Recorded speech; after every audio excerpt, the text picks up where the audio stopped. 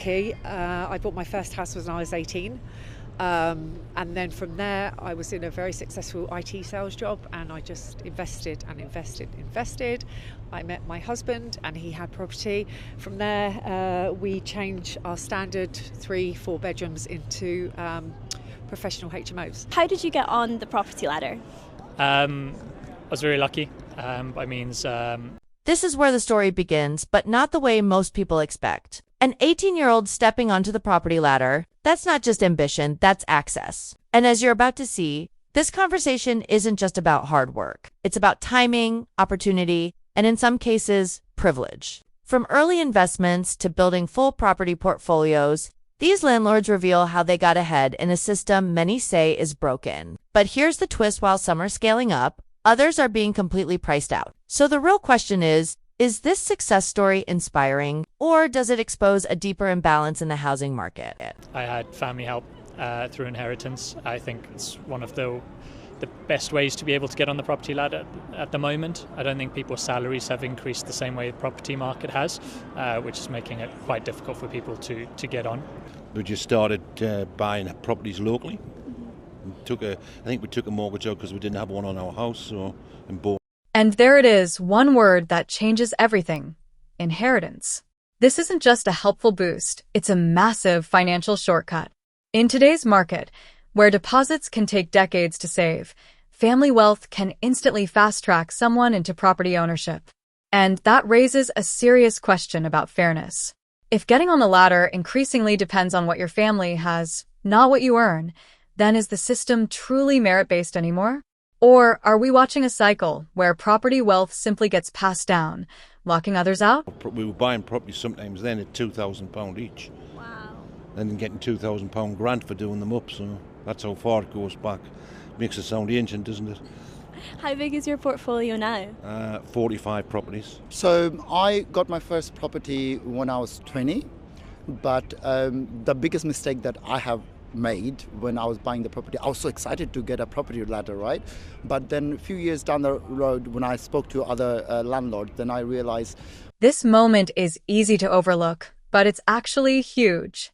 Buying properties for £2,000 and getting grants to renovate them, that's an entirely different economic era. Compare that to today, where even a modest deposit can be tens of thousands. This highlights a key issue in housing debates: timing. Many landlords built their portfolios when entry costs were dramatically lower. So when they talk about hard work, it's worth asking, how much of their success was effort, and how much was being in the right place at the right time? buying a property under your name is not a good idea. It's better to buy under a limited company. So in terms of taxation-wise... 45 properties. That single number completely shifts the tone of this conversation. We've gone from individual struggle to large-scale ownership in seconds. And this is where the debate gets uncomfortable. When a small number of people own dozens of homes, it directly impacts supply for everyone else. It's not just about success anymore, it's about market control. So, here's a question for you. Should there be limits on how many properties one person can own? Or is this simply the reward of smart investing? You can actually save quite a good amount of money in terms of, for example, if you're buying a property under your name and if you buy to let and if you are paying some kind of mortgage, you can't claim as an expense. But in terms, if you buy the same property under a limited company, Now we're stepping into the legal and financial mechanics, and this is where things get really interesting. Structuring property ownership through a limited company isn't just a preference, it's a strategic move. It allows landlords to deduct mortgage interest as a business expense, reducing their tax burden significantly.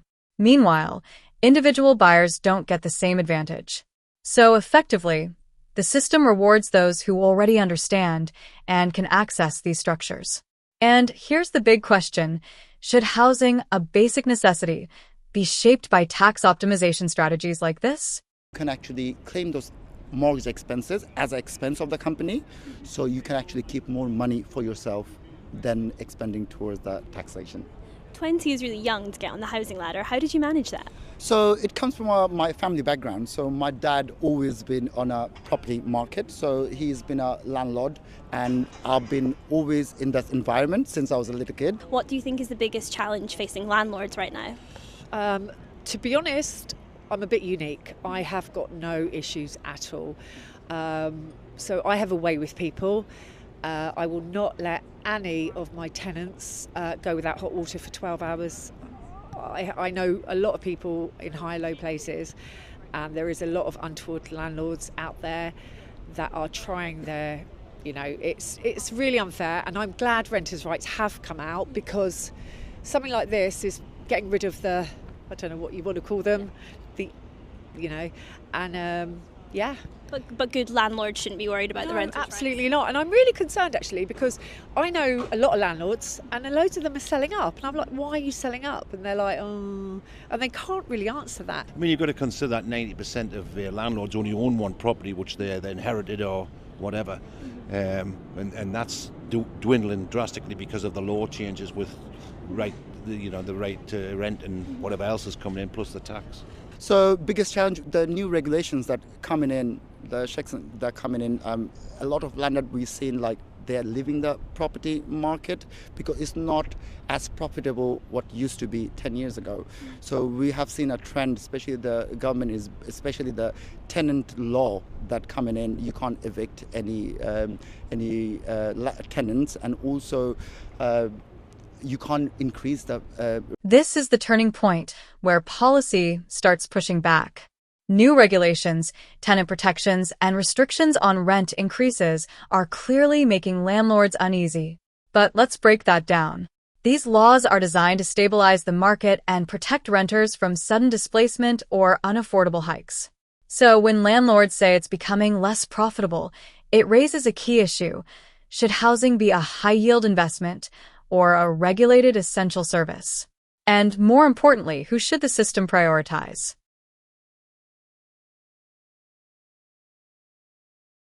Rent as well. I haven't seen the new law yet, but a lot of people are a little bit shaky around that new law that's coming in. Why do you think that rent increase law is making landlords nervous? Because tenants might think this is great, like I've had some above inflation rent increases. So a lot of people think there's a misconception about the landlord. People think if you're a landlord, you're very rich, but it's not like that. It's like a normal people like me. I'm doing day-to-day job, saving whatever I have, taking help from my family, and eventually if I can buy one property, and then if I have at the moment the property that I have under my name, for example, if my mortgage is £1,200, I'm getting £1,500 as a rent. So it feels like, oh, I'm making £300, but with the service charge and everything, literally not making a single payment. What do you think the government could do to help with the housing crisis? Well, stop the boats. Sorry, I don't have any politically incorrect ways of saying it, but I just think at the moment I don't think Labour's very good for us. I vote Conservative. I would like reform to get in. There seems to be plenty of demand, but it's where that demand's coming from is the problem. What do you mean by that? Well, you can be careful what you say, but because of the influence of people coming across in boats and this sort of thing, it's putting even more stress on the housing market and problems that we shouldn't have. How do you think we fix the housing crisis?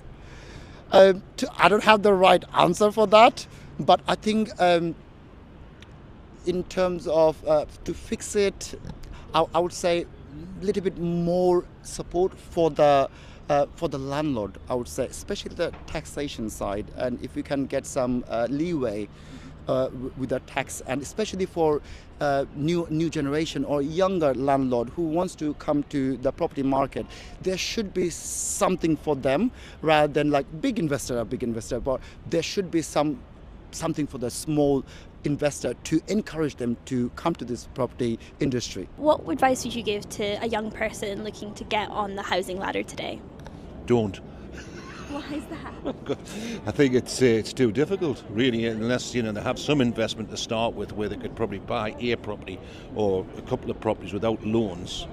That may help, but it's going to be very difficult to start buying properties from scratch. What do you think is the biggest challenge for young people looking to get onto that property? And just like that, the conversation comes full circle with a brutally honest conclusion. Don't. After everything we've heard, early access, inheritance, tax advantages, shifting laws, and rising barriers, it paints a clear picture of a system that's becoming harder to enter and easier to dominate if you're already inside. This isn't just about landlords or tenants. It's about the future of housing itself. Is this a system that still offers opportunity, or one that reinforces inequality? If you found this breakdown as eye-opening as we did, make sure to hit that like button, share your thoughts in the comments, and don't forget to subscribe for more powerful, real-world insights like this. Property ladder today.